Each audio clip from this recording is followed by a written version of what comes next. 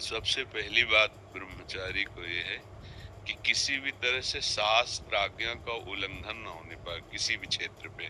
जैसे स्वाभाविक आकर्षण होता है पुरुष शरीर का स्त्री शरीर में, स्त्री शरीर का पुरुष शरीर में, और इस आकर्षण में यदि हम नजदीकीपन बनाए तो हम ब्रह्मचारी नहीं रह सकते हैं। यदि आप ब्रह्मचारी नहीं हैं तो आप अध्यात्म विद्या को धारण नहीं कर सकते हैं। ये वो विद्या नहीं है कि केवल बौद्धिक विद्या हो कि बुद्धि के द्वारा आप रट लो, बुद्धि के द्वारा आप उसको समझ लो, ऐसी विद्या नहीं है।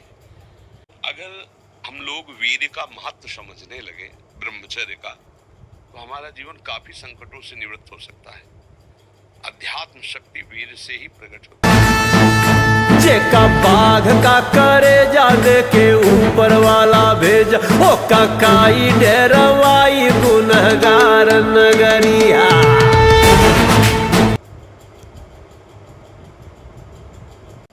एक दृश्य देखा, सौभरी ऋषि ने मछली की 50 राजकुमारियों से ब्याह किया जाके मानधाता की। दृश्य ही देखने मात्र से भ्रष्ट हो जाना होता है। फिर आप उसको तो सर्च करके, इच्छा करके देख रहे हैं। हाथ जोड़कर प्रार्थना है, इस आग से बचो। ये आग तुम्हारे सुकृतों का नाश करके, तुम्हारी जीवनी शक्ति का नाश करके तुम्हें ऐसे चिंता, शोक, ऐसे दुख में फंसा देगी, फिर नहीं निकल पाओ। त्यागात शांति अनंतरम, भगवान ने कहा।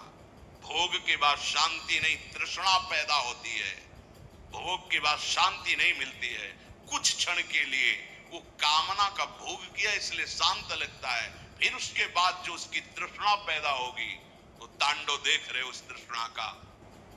ये ब्रह्मचर्य पूर्ण जीवन के लिए अमृत पद है। चाहे गृहस्थी में हो, चाहे व्यापारी हो, चाहे किसान हो, चाहे, और विरक्त मार्ग का तो यही मुख्य ऐसा आधार है जिसके ऊपर वो विविध प्रकार की दैवी संपदा का अनुभव करता है। और ब्रह्मचर्य सही है तो एक बार बोल दीजिए, 100 वर्ष बाद सुन लेना, वो अपने आप स्थापित हो जाएगा। ज्यादा पढ़ना लिखना नहीं पड़ता। एक बार बोलिए, वो तो 100 वर्ष बाद पूछ लीजिए, 100 वर्ष बाद उसकी स्मृति वैसे ही बनी रहेगी यदि वो ब्रह्मचारी है।